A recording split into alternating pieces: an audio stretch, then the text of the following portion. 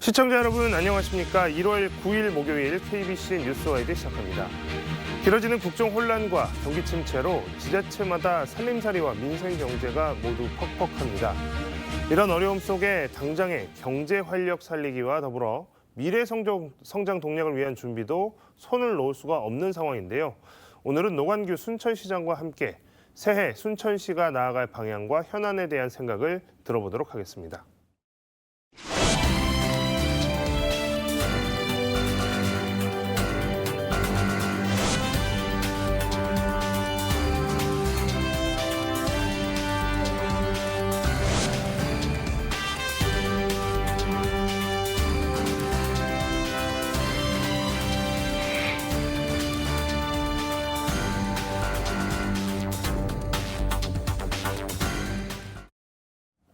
네, 시장님 어서 오십시오. 예, 새해 복 많이 받으십시오. 노관규입니다.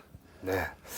자, 올해 순천시의 여러 가지 이야기들 좀 모셔서 듣겠는데요. 그 전에 우리 지역에 있었던 제주항공 여객기 참사 관련해서 지금 우리 사회가 전체 슬픔 속에 있습니다. 희생자 대부분이 광주 전남 지역민들이기 때문에 순천에서도 희생자분들이 좀 나온 걸로 알고 있습니다.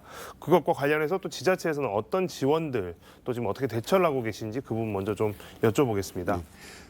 우선 장례는 치렀습니다마는 돌아가신 분들의 다시 한번 명복을 빌면서 유가족들에게 위로 말씀을 전합니다.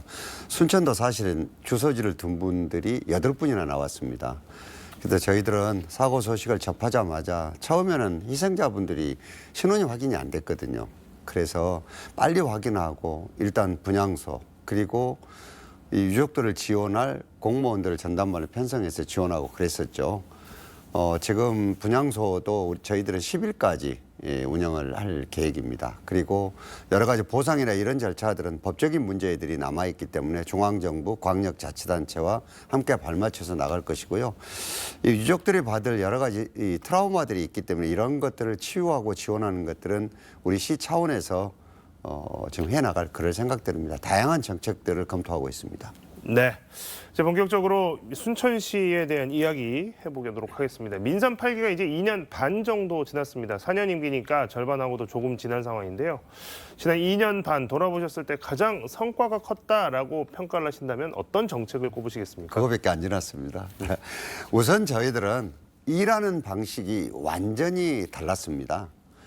사실은 대부분의 지역들이 지정학적인 위치와 가진 자원 때문에 소멸이 되느냐 안 되느냐 했는데 지금은 그 지역의 리더가 가진 상상력 그리고 시스템이 운명을 가르게 되어 있습니다. 실질적으로 예산은 중앙정부가 쥐고 있어서 위에서 나누어 주는 대로 그리고 머리는 용역사에 맡기는 방식으로 대부분의 일을 해왔거든요. 근데 저희 시는 완전히 다르게 우리의 운명을 우리가 미래를 정하고 그에 맞춰서 중앙정부를 설득하는 방법을 택했습니다.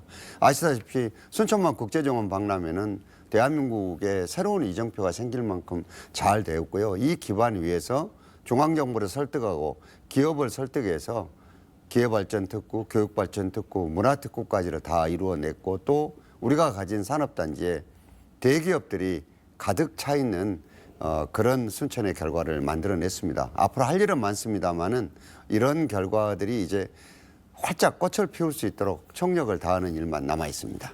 네. 자, 민선 8기 이제 이 남은 임기에 또 이야기를 다시 해보겠습니다. 지금까지 이제 성과로 일하는 방식의 변화 그리고 모든 이제 시정에 있어서의 어떤 기본적인 마인드의 변화가 가장 큰 것이었다고 말씀해 주셨는데요. 그렇다면 이제 남은 임기 동안에는 어떤 부분을 좀 가장 중점적으로 힘을 줘서 시정을 펼치시겠습니까? 사실 우리가 인구도 1위고 드디어 올해 이제 예산도 1위인 도시가 됐거든요. 공무원들이 어떻게 일하냐는 청렴도 1위가 됐기 때문에 준비는 끝났습니다.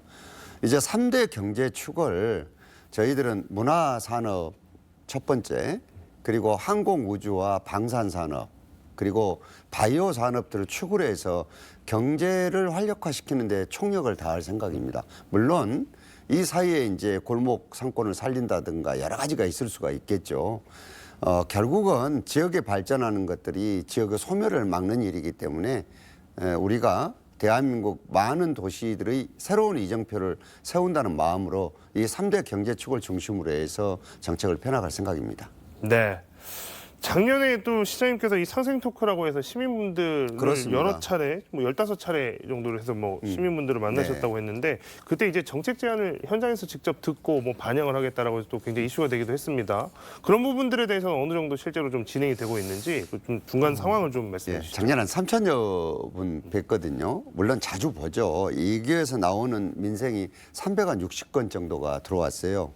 즉시 처리할 수 있는 것들은 한 90건여 건은 즉시 처리를 했고 도저히 안 되는 것들, 제도가 안 되는 것들이 30건 정도는 이걸 제외하고는 나머지 240건 정도는 올해 예산에다 충실히 다 반영을 했습니다.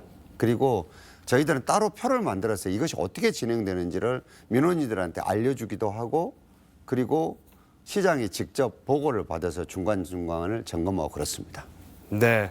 또 이런 일들 또 시민분들과 직접 소통하시고 또 시민분들이 직접 꺼낸 이런 민원들 또 요청사항들 정책들 어떻게 순천시정에 반영이 되는지 남은 민선 8기 기간 동안에도 저희 지켜보도록 하겠습니다.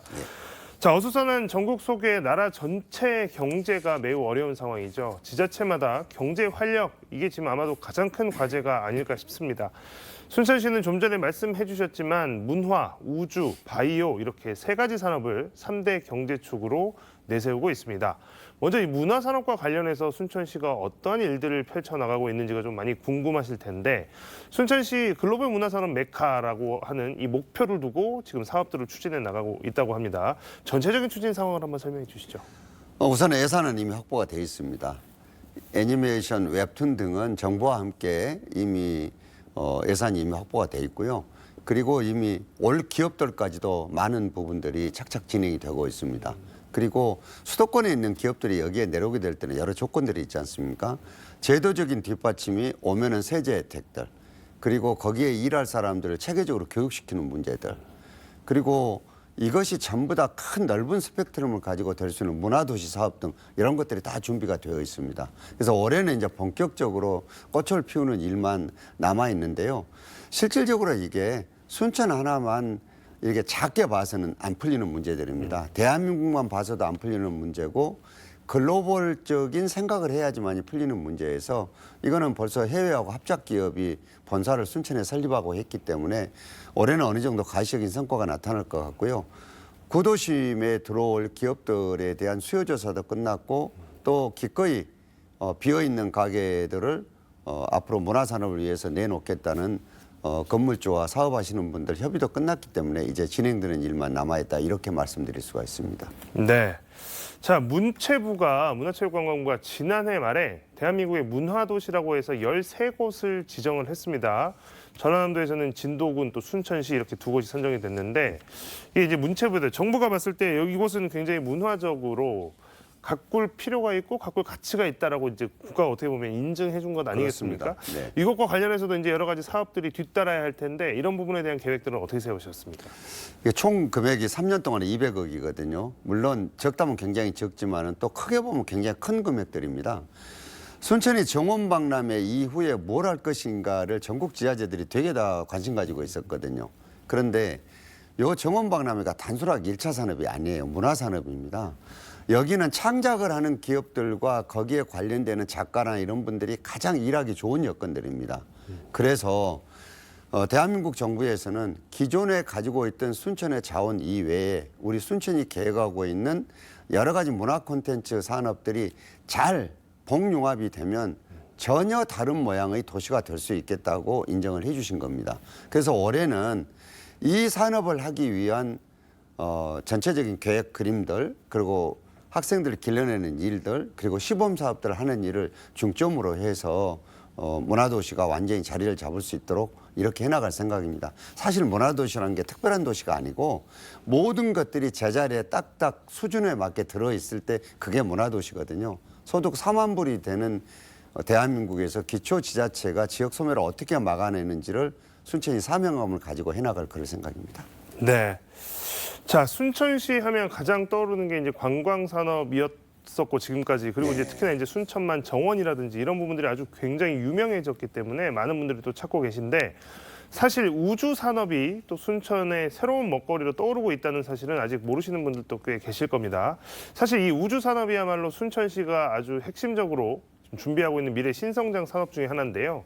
올해부터 이 누리호 5호기가 순천에서 제작이 된다고 합니다. 이거 아직 모르시는 분들 굉장히 많을 것 같은데 이 그럴 부분 것 좀 같습니다. 자랑 좀 해주십시오. 사실 좀 생뚱맞게 생각하는 사람들이 있더라고요. 왜냐하면 우주 발사체를 고흥에 나로도가 있기 때문에. 그런데 실질적으로 이 우주 산업은 한 지역만 독점할 수 있는 게 아니거든요. 사천에서는 카이라든가 우주청이 있고 고흥에서는 발사체가 있고 이러는데 순천에서 이 우주로 올라가는 발사체를 조립하는 하나 에어로스페이스가 지금 서두르고 있습니다. 3월 달이면 완공이 될 거고 차세대 우주 발사체가 여기에서 만들어집니다. 그러면 관련되는 소재 부품 산업도 여기에 당연히 이루어질 겁니다. 우리는 중요한 게 전남에서 고흥과 순천이 있기 때문에 연합하고 연대하는 게 대단히 중요합니다. 그리고 우주 산업은 또 방산 산업과 손바닥 앞뒷면처럼 돼 있거든요. 우리도 요 산업까지를 고흥과 연합하고 연대해서 대표적인 클러스터가 형성될 수 있도록 그렇게 하고 있습니다. 사실 여기 하나 에어로스페이스가 순천 택하는 것도 기업이 선택한 겁니다. 왜? 순천 정도 되는 도시가 돼야만이 여기에서 일할 고퀄리티의 노동력이 내려올 수 있다. 이 판단에서 한 것이거든요. 주변 산업 지형도 좋고 멋지게 보여드리겠습니다. 네, 이 우주산업 관련해서 이 지금 우주산업 벨트라는 표현들도 좀 등장하고 있고요. 맞습니다. 방금 시장님께서 또 강조해 주셨지만 이 고흥은 이 발사 장소가 있기 때문에 네. 고흥과 이렇게 연계하는 게 굉장히 이제 중요할 것 같은데 이 유기적으로 협업이라고 하는 것들이 가령 예를 들면 이제 어떤 것들이 좀 묶여서 이해가 될 수 있을까요? 고흥에서 하는 것과 순천에서 하는 건 어떤 점에서 좀 유기적으로 협업이 가능할까 네. 궁금해하시는 분들이 있을 것 같습니다. 우선은 순천이 주도권을 가지고 갈 생각이 전혀 없습니다.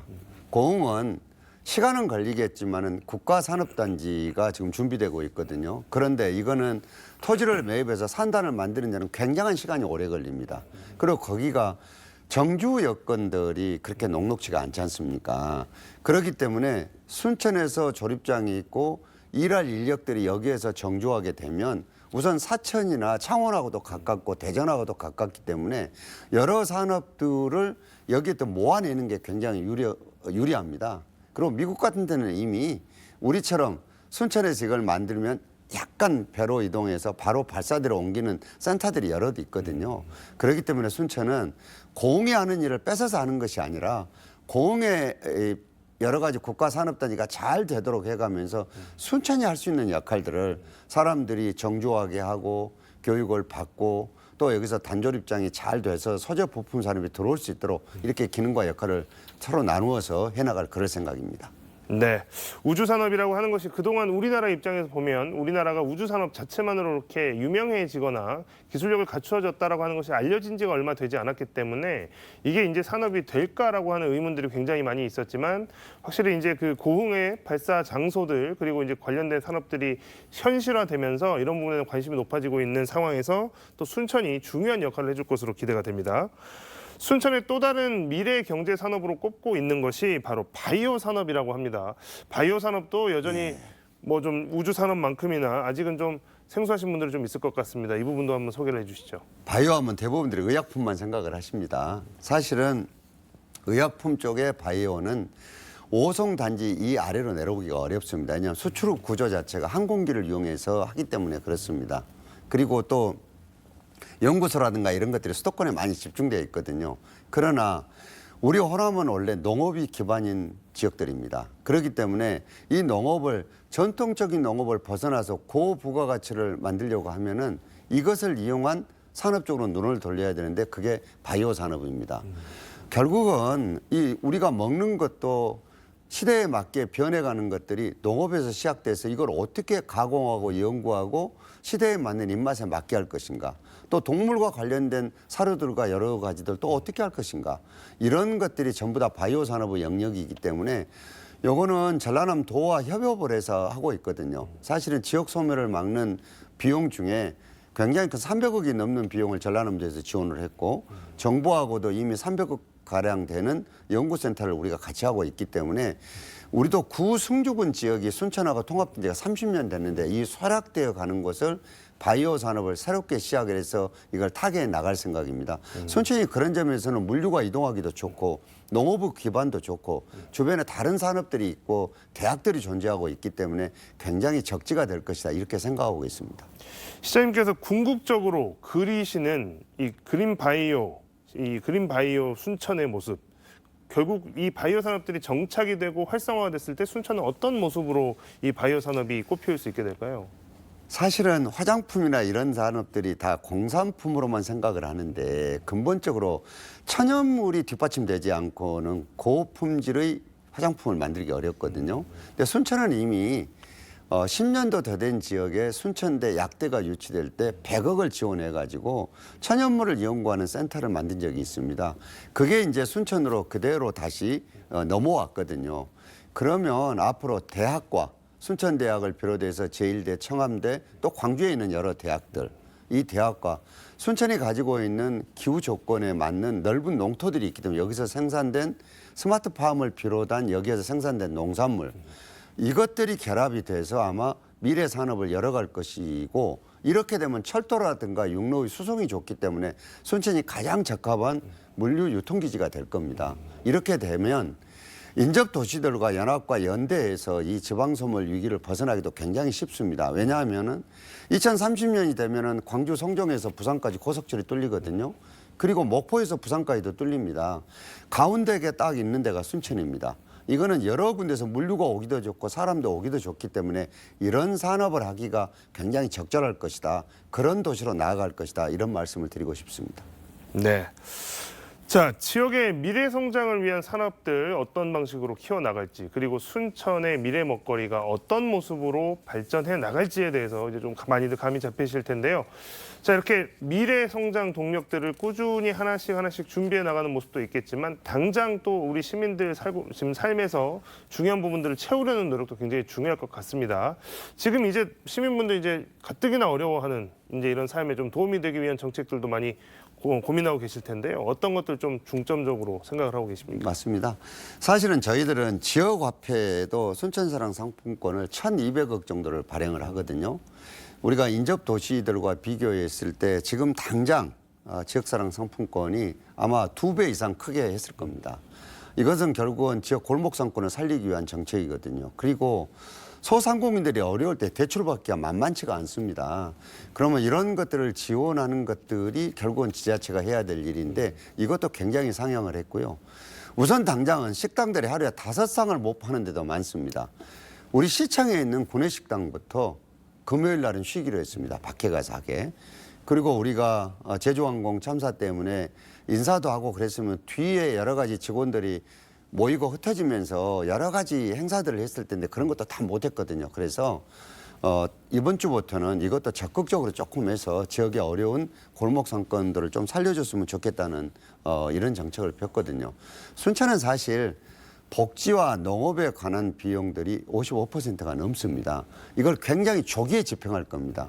또 예산도 전남 1위가 됐다는 예산에서 쥐고 있는 것이 아니라 연초에 빠르게 이걸 분배를 해서 빨리 지역 경제가 기다리다가 숨이 끊어지는 이런 불상사가 생기지 않도록 해나갈 그럴 생각입니다. 네.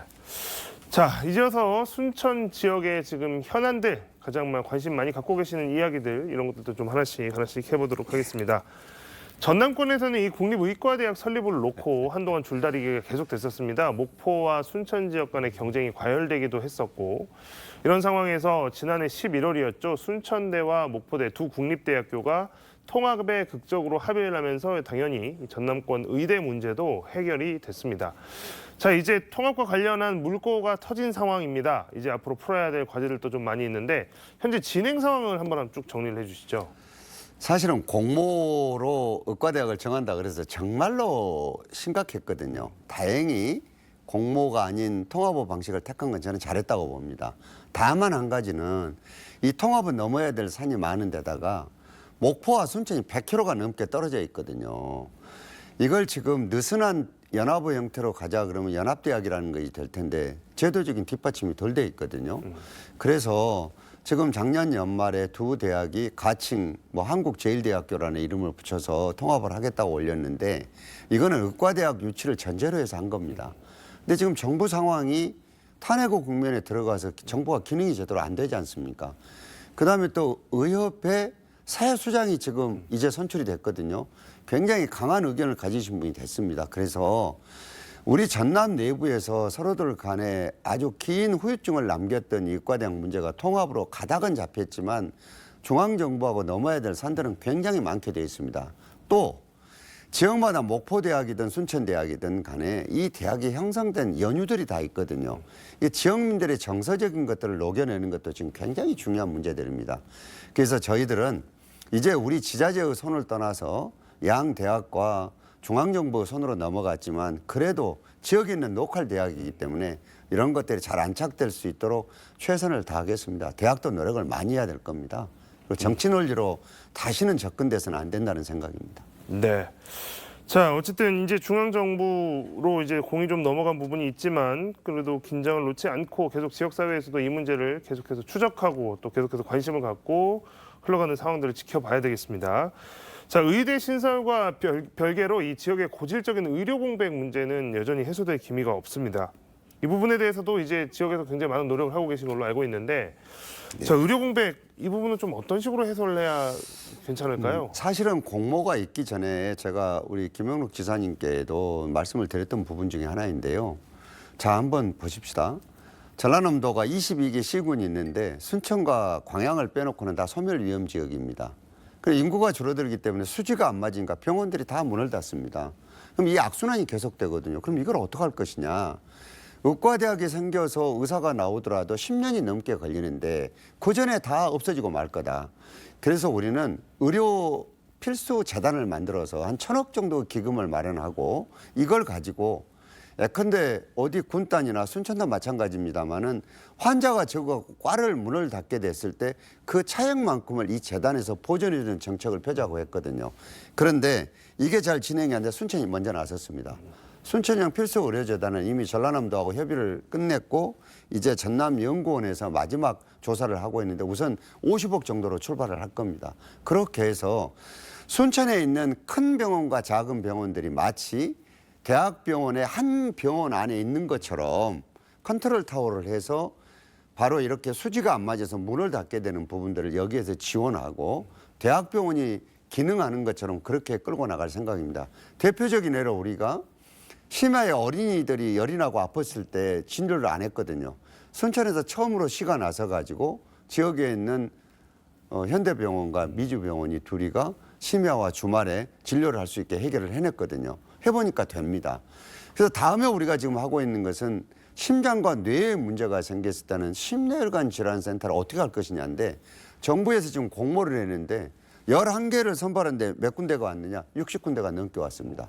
그래서 이것도 병원 자체에만 맡겨서는 운영이 안 되기 때문에 지자체가 이 보존을 해주는 것들을 상당히 고민을 해야 되고 도하고도 어느 정도 얘기를 했기 때문에 순천시가 조금 더 부담이 되더라도 적극적으로 이걸 지원해서 풀 생각입니다.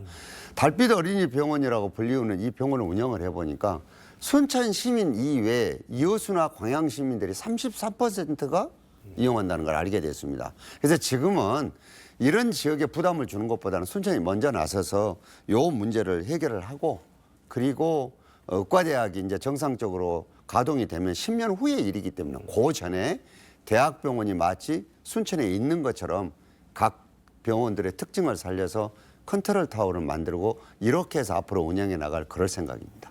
방금 말씀해 주셨던 이제 내용들이 지금 동부권 지역 완결형 의료 체계라고 맞습니다. 하는 그 시스템하고도 지금 연동이 되는 것들이죠. 맞습니다. 네. 그 부분에 대해서 좀 부연해서 사실은 여수나 광양이나 고흥 이런 데가 순천하고 굉장히 가깝게 있습니다. 이번에요 어제 그제가 보도가 됐는데 제주도에서 산모가 치료가 안 돼가지고 비행기를 이용해서 순천의 현대병원으로 오는 것을 아마 뉴스 보도를 많이 보셨을 겁니다. 그런 정도로 순천이 의료가 부분 잘 돼 있습니다.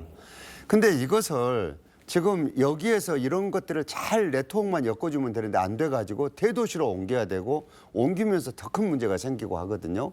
그래서 완전히 큰 질환으로 메이저 대학병원에서 치료할 수밖에 없는 것 이외에는 지역에서 시스템으로 이 문제를 해결하는 게 지역 완결형 의료 시스템이고 이런 것들은 혜택을 경남 서부 지역까지 다 골고루 혜택을 누릴 수 있도록 순천에 있는 병원들이 기능을 하게 하는 것 이것이 우리의 목표입니다. 네. 자, 이 공공 기금을 마련한 그 의료 공백의 해소에 마중물이 되게 하고 그리고 실제로 의료기관들을 컨트롤 타워를 통해서 부족한 부분들을 좀 메울 수 있도록 하겠다라고 하는 이 계획입니다. 어차피 이제 의과대학이 신설된다고 해도 실제로 그 의료 서비스를 받을 수 있는 것은 아마도 한 10년 정도는 더 걸릴 일이기 때문에 그 전까지 뭐 특색 있는 순천형, 그 순천만의 특색 있는 형태의 의료 체계를 통해서 의료 서비스를 제공하겠다.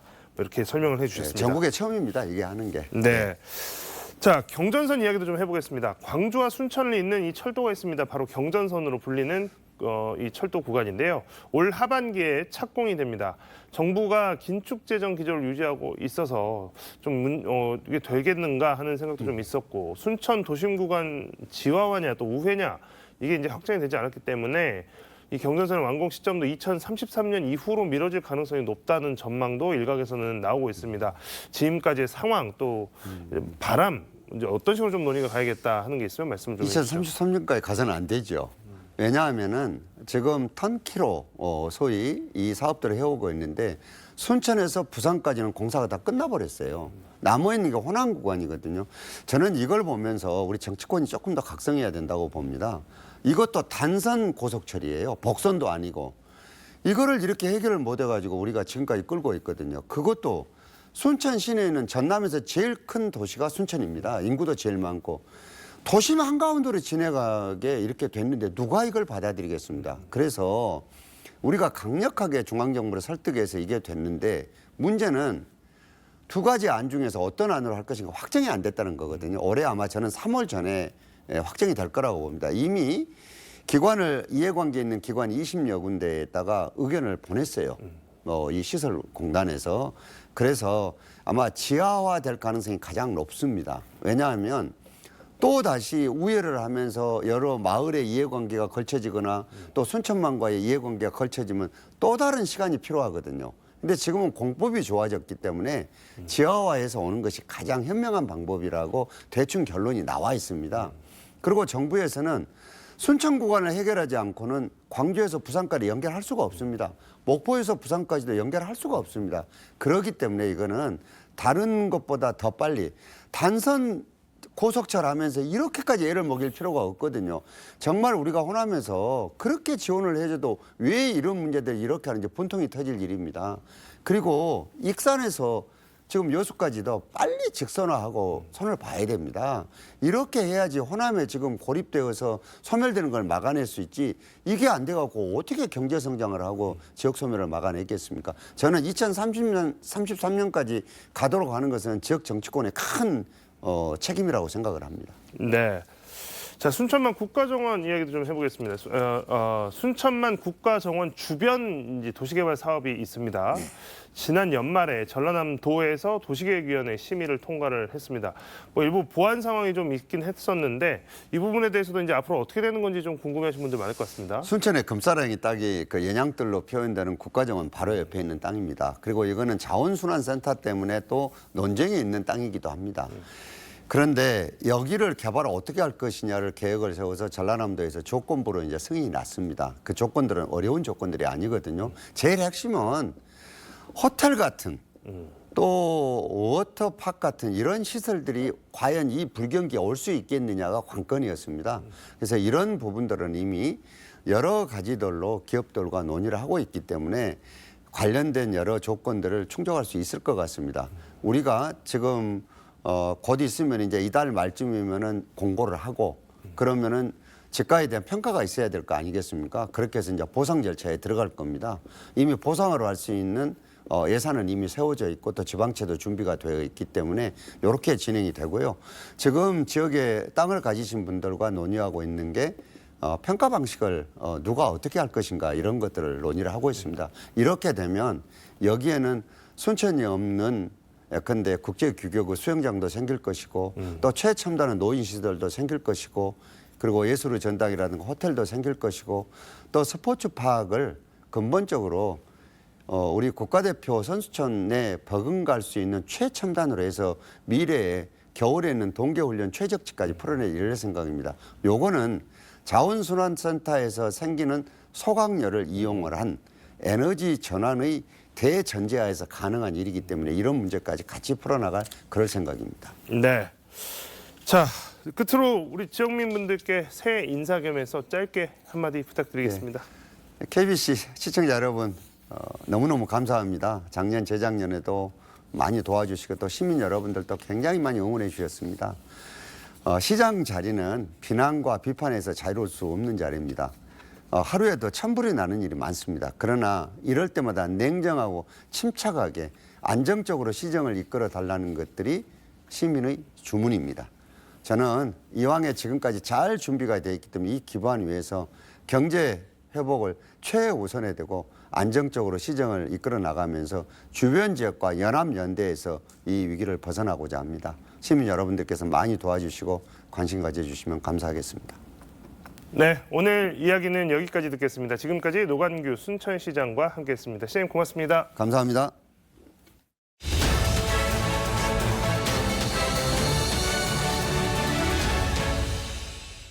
서울광역방송센터입니다. 공수처와 경찰의 윤석열 대통령 2차 체포영장 집행이 임박한 가운데 윤 대통령 변호인단이 기자회견을 열고 서울중앙지법을 특정해 사전 구속영장을 청구하면 법원 절차엔 응하겠다고 반격했습니다. 체포영장 집행 명분을 약화시키면서 시간을 끌어보려는 다목적 포석이라는 해석이 나오고 있습니다. 야당은 법꾸라지, 법기술자들이라는 직설적인 비판을 쏟아내고 있고 변호인단은 우리가 한 발 물러선 것이라며 선의로 해석해달라고 반박했습니다. 여의도 초대석 박지원 더불어민주당 의원과 관련 얘기 해보겠습니다. 의원님 어서 오십시오. 네. 서울은 날씨가 엄청 춥고요. 네. 우리 해남 그쪽은 눈이 굉장히 많이 내렸습니다. 눈 피해 없도록 조심 당부 좀 해야 이렇게 되면은 이제 공무원들이 네. 고생하죠. 제설 작업에. 윤석열 대통령 뭐 도피설 논란으로 뭐 어제 하루 종일 시끌시끌했는데 오마이 TV가 페이스북에 윤석열 대통령으로 추정되는 남성을 동영상을 뭐 포착을 했는데 페이스북에 걸음걸이 제스처가 딱 윤석열이다 뭐 이렇게 쓰시면서 도주설 불식시키기 위한 계산된 행보다 뭐 이렇게 적으셨네요. 어제 오마이 TV하고 제가 현장에 나가 있을 때 12시에 네. 한 20분 함께 방송을 했어요. 아 현장에 계셨었나요? 아니 현장에 간 게 아니고 이제 전화 방송, 인터뷰를 했는데 그때는 안 보였는데 이게 딱 잡았더라고요. 그 얼쩡남이 결국 윤석열 같아요. 얼쩡남이요? 네, 얼쩡얼쩡했잖아요. 네.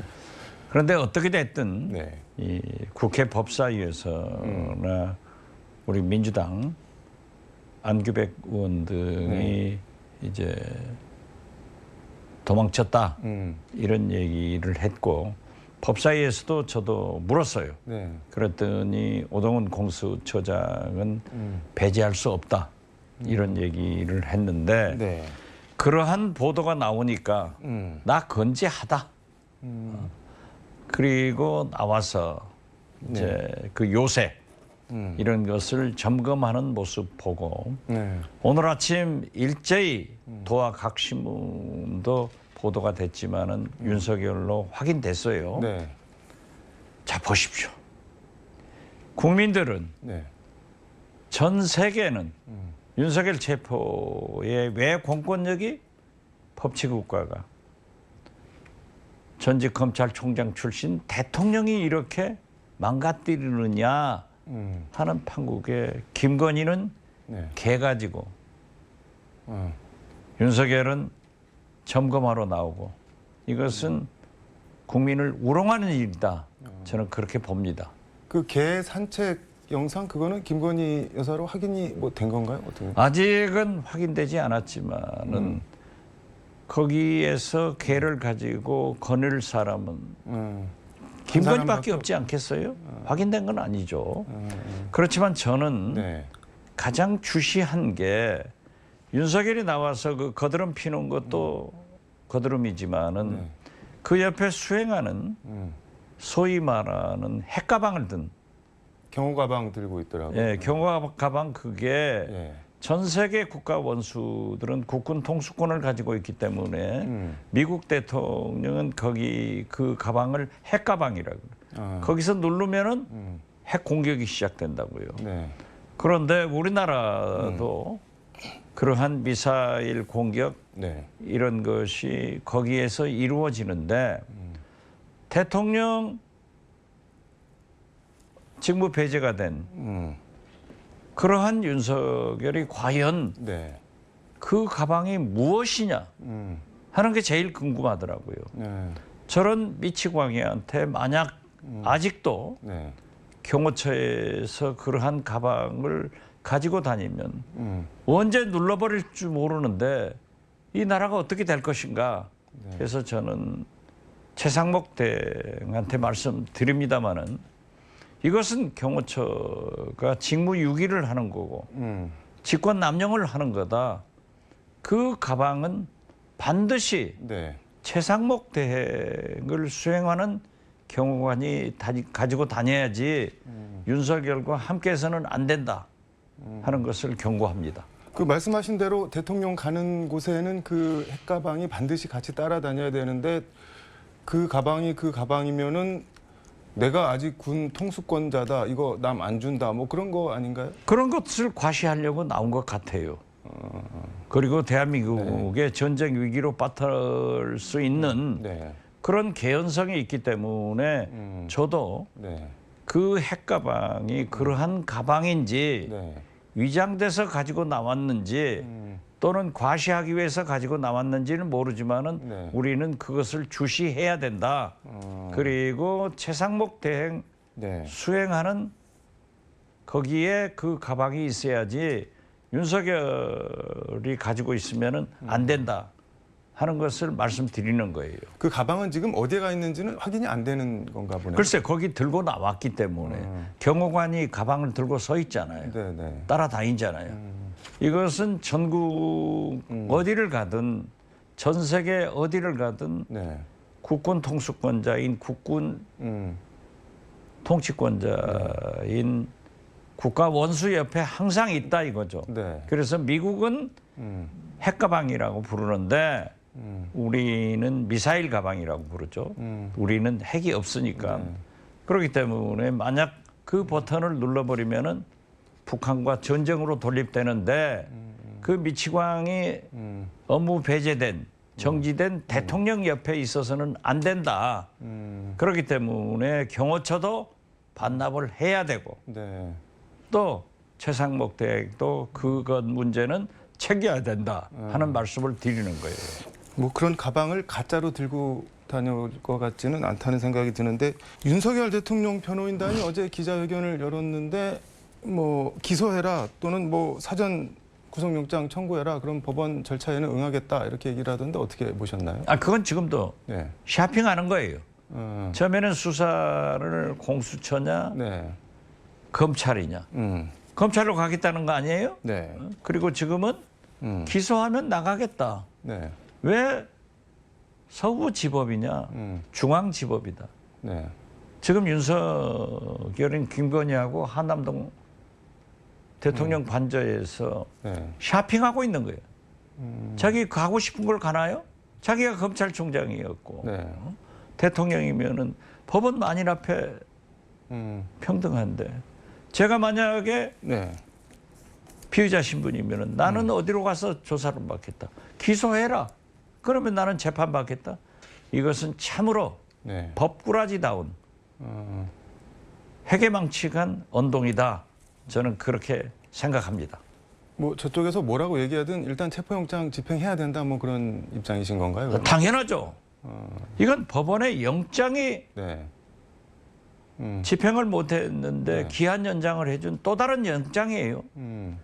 그것 때문에 외신들이 네. 처음에는 윤석열이 반민주적인 비상계엄을 한 것을 비난했지만은 지금은 모든 외신들이 어떻게 대한민국 공권력이 법원의 영장이 이렇게 무시되는 무질서한 나라고 네. 이걸 무시하는 윤석열이냐 하는 조롱 섞인 보도가 많이 나오잖아요. 네. 아마 오늘쯤 보면은 윤석열이 네. 그 핵가방 가지고 경호원과 함께 요새 이렇게 지시하고 어쩌고 하는 그런 것도 보도가 될 거예요. 이건 총체적으로 우리나라 국제 신인도나 조롱거리를 만드는 게 윤석열이다. 그러니까 하루라도 빨리 네. 공조모는 철저히 계획을 세워서 체포를 하는 것이 당연하다. 이렇게 말씀드립니다. 그 문재인 정부 청와대에서 국정상황실장 지낸 윤건영 의원이 오늘 김현정 뉴스쇼 인터뷰에서 그런 표현을 하던데 그 버스 차벽 뒤에 숨은 대통령, 경호원 뒤에 숨은 대통령, 세계 최고로 찌질한 대통령 뭐 이런 표현을 하던데 듣기가 참 우리가 어쨌든 뽑은 대통령. 저도 네. 진짜 추잡한 대통령 아니에요? 우리 국민들의 마지막 남은 자존심도 저렇게 망가뜨릴 수 있어요? 네. 그렇기 때문에 윤건영 의원의 표현이 네. 가장 적합해요. 저는 더 강하게 진짜 JP가 얘기했던 네. 일본 말이지만은 바가야로 기타나이 추잡한 대통령이다. 저는 그렇게 봅니다. 바가야로는 대충 아는데 기타 나이는 뭔가요? 똑같은 소리죠. 뭐. 똑같은 거. 근데 뭐 법꾸라지 말씀을 해주셨는데 지금 윤석열 대통령 변호인단이 뭐 기소해라 이건 아마 불구속 기소를 얘기를 하는 것 같고 아니면은 사전 구속영장 청구해서 법원 심사 받아보자 이거는 법원에 영장 심사 가면은 뭐 도주 우려 없고 증거 다 수집됐으니까는 구속영장 기각될 거를 기대하면서 그러는 거 아닐까요? 증거인멸 우려나 도주의 우려가 있으면은 할 수 하는 거죠. 네. 그러나 지금 현재도 계속해서 사실을 부인하면서 네. 증거인멸을 획책하고 있지 않느냐. 그렇기 때문에 거기 종범들은 네. 국방장관, 방첩사령관, 계엄사령관 다 구속됐는데 주범이 안 되겠어요? 저는 그런 생각이 드는데 이 변호인단이 영장이 그 말씀하신 뭐 약간 무슨 이유로든 기각이 되면은 구속영장이 이제 뭐 재판을 불구속 상태에서 진행이 돼야 되는데 형사재판은 피고인이 반드시 나와야 되는데 벌석 재판을 할 수 있기는 있는데 그거는 3년 이하 징역 벌금 금고인데 내란 수괴는 사형 무기여서 피고인이 출석을 안 하면 재판을 진행을 할 수가 없거든요. 그러면 영장을 어떻게든 기각시키고 재판 안 나가고 그러면 재판 안 받고 계속 시간 끌 수 있다 뭐 이런 생각을 하고 있는 게 아닌가라는 생각도 좀 드는데 거듭 말씀드리지만 네. 종범들이 구속됐는데 네. 주범이 이것은 증거인멸 우려가 굉장히 크고 네. 사실 네. 공조본에서 출두를 하라고 해도 나오지 않은 게 네. 도주의 우려가 있는 겁니다. 대통령이 근데 설마 어디 도주를 글쎄요. 그렇지만은 지금 현재 하는 행태가 그렇지 않냐 이거죠. 그렇기 때문에 저는 네. 물론 사법부에서 결정할 문제이지만은 구속영장은 발부될 것이다. 과거 전두환, 네. 노태우 다 발부됐잖아요. 네. 박근혜 다 발부됐잖아요. 그렇기 때문에 저는 그러한 것은 큰 염려가 없고 네. 또 사실 윤석열이 바라는 대로 구속영장을 청구하면 영장 실질심사가 있잖아요. 네. 거기에서 얘기해봐라 이거죠. 이것은 재판장이 결정할 문제지 정치권에서 윤석열 변호인이 결정할 문제가 아니다. 저는 그렇게 봅니다. 그러니까 뭐 체포나 구속 피할 생각을 혹시 하고 있다면 헛꿈이다 뭐 그런 말씀. 그렇죠. 그렇기 때문에 지금 우리가 네. 국민들이 이 시대가 요구하는 것은 윤석열 체포, 네. 헌법재판소 구인 완전 체제예요. 그리고 이렇게 됐을 때 네. 4월 18일까지 안 갑니다. 제가 생각하는 것은 네. 2월 28일 날 결정이 날 것 같아요. 왜 2월 28일인가? 아니 어쩐지 그런 것 같아요. 왜냐하면은 네. 지금 헌법재판소에서 일주일에 이틀씩 네. 화목 심리를 하겠다는 것도 아니에요. 네. 그리고 평의도 일주일에 한 번 하겠다는 거 아니에요. 그리고 헌법재판관들은 헌법이 파괴돼서 네. 국민이 국가가 위태로울 때 신속하게 결정해 주는 것이 원칙입니다. 그래서 노무현도 두 달, 네. 박근혜도 석 달 이렇게 됐단 말이에요. 6개월 안 가요. 근데 6개월을 지금 이 사람들은 네. 얘기하는데 그야말로 법꾸라지들이죠. 이 법꾸라지라는 용어를 네. 제가 만들었습니다. 우병우 수석 아, 때. 네, 네. 예, 그래서 김기춘 전 비서실장 등 법꾸라지다 하는 얘기를 했는데 이건 아니죠. 그러니까 이 윤석열 측에서는 4월 18일 넘어서 선고를 해라 하는 것을 권성동 네. 국민의힘 대표가 네. 헌법재판소 사무처장한테도 요구를 했잖아요. 이건 아니에요. 그래서 저는 국민들한테 그럴 염려는 없다. 그런 말씀을 분명히 드립니다.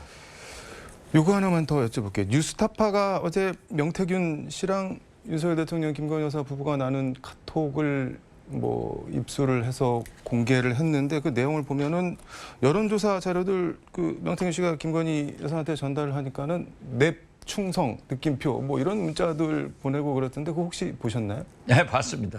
근데 보통 냅 충성 이런 표현을 그 약간 뭐 오글거리고 그러지 못하지 않나요? 뭐 재밌게 썼겠죠. 그러니까 네. 자기들이 충성을 하고 있다 하는데 그 카톡 같은 것이 많이 나오는데 거듭 말씀드리지만은 김건희 문제에 대해서는 설사 네. 특검이 안 되더라도 서울고검에서 도이치모터스 항고돼 가지고 조사를 하고 있고 또 창원지검에서 하고 있기 때문에 검찰은 표변합니다. 그래서 괴물인 거예요. 정치는 생물이지만은 검찰은 괴물입니다. 그래서 저는 이러한 것들이 특히 네. 명태균 씨의 황금폰 셋이 압수돼서 포렌식 되고 있기 때문에 백일천하에 다 드러나고 윤석열만 체포하고 네. 헌법재판소만 제대로 된다고 하면은 김건희와 함께 두 분은 네. 감옥에서 산다. 이렇게 보고 네. 우리 정청래 위원장이 법사위에서 한 얘기가 뭐 상당히 그걸 가지고 비난을 하는데요. 그러니까 뭐 사형 얘기. 아, 그렇죠. 네. 내란 우두머리는 형법상 네. 사형이나 무기징역밖에 없어요. 그러니까 뭐 특검이 되든 안 되든 뭐 괴물이라는 표현을 쓰셨는데 김건희 여사는 검찰에 잡아먹힐 거다 뭐 그런. 아, 당연하죠. 예, 근데- 감옥 가면은 네. 강아지 가지고 못 들어가요. 조국 대표가 오늘 옥중 서신을 보냈는데 뭐 거의 어서 와 뭐 이런 수준이던데요. 그러니까 예. 이제 뭐 어제 어떤 방송 가니까 네. 서울구치소에서 조국 대표하고 윤석열 대통령하고 함께 운동하는 사진 찍으면 좋겠다라고 하는데 교도관들이 그런 일탈된 행동은 하지 않고 제가 3년 살아봤지 않습니까? 네. 운동을 하더라도 겹치지 않게 할 거예요. 그러나 네. 세월이 지나면 만나겠죠. 근데 저는 냅 충성 김건희 여사 이거 문자 보면서 이거 예전에 윤석열 대통령이 뭐 저는 사람에 충성하지 않는다 이 말해서 엄청 유명해졌는데 본인은 사람에 충성을 안 하는데 부인은 명태균의 냅 충성 뭐 이런 문자 보내고 있는 게 참 뭐 거의 아이러니 같기도 하고 좀. 윤석열, 김건희 말을 누가 믿어요? 다 거짓말인데. 근데 지금 하나만 더 여쭤보면 윤석열 대통령은 뭐 명태균한테 내가 여론조사 시킨 적도 없고 받아본 적도 없고 그런데 이번에 문자 보니까는 뭐 보고를 하니까 명태균 씨가 여론조사 관련해서 이거 다 홍한테 가는 거 아니야? 여기서 홍은 홍준표 대구시장을 얘기하는 것 같은데 이것도 그럼 다 거짓말이었다는 거네요. 그러니까. 아니 글쎄 네. 윤석열, 김건희의 말은 네. 개구 일성. 입만 열면은 첫 마디부터 거짓말 아니에요. 그것도 만드신 말인가요? 그렇죠. 그렇기 때문에 그러한 것은 네. 명태균 황금폰에서 네. 다 나오게 되고 음. 더 중요한 것은 앞으로 특검이 됐건 공조본이 됐건 윤석열, 네. 김건희 이 다이아몬드 폰을 압수하게 되면은 거기에서 모든 것이 나타난다. 그래서 성급하게 생각하지 말고 네. 보관하던 쥐예요. 아, 이번에는 공수처가 경찰과 잘 협력하고 네. 최상목 대행이 경호처 네. 인사조치 혹은 업무 배제 그리고 군경이 네. 부안해동하지 않도록 명령을 하면은 윤석열은 체포되고 헌재는 제대로 돌아간다. 네. 그렇게 해서 역사를 끝내줘야지 언제까지 우리 경제, 해외 신인도 그리고 민주주의, 안보, 외교 이런 것이 절대 나락으로 떨어질 수 있도록 우리가 하지 않겠다. 네. 제가 하지 않겠다는 게 아니라 우리 국민들이 그렇게 이끌고 가고 있다. 거기에 협력하자 이런 말씀을 드립니다. 아무튼 뭐 저 한남동 관저 앞에 있는 분들 다 빨리 좀 집으로 갈 수 있게 됐으면 좋겠다는 그렇죠. 생각을 합니다. 그게 곧 돼요. 도가래 든지가 어디로 가겠어요. 알겠습니다. 오늘 말씀 여기까지 듣도록 하겠습니다. 고맙습니다. 네, 감사합니다. 지금까지 서울광역방송센터에서 박지원 민주당 의원과 함께 전해드렸습니다. 1월 9일 목요일 KBC 뉴스와이드 오늘 순서는 여기까지입니다. 시청해주신 여러분 고맙습니다.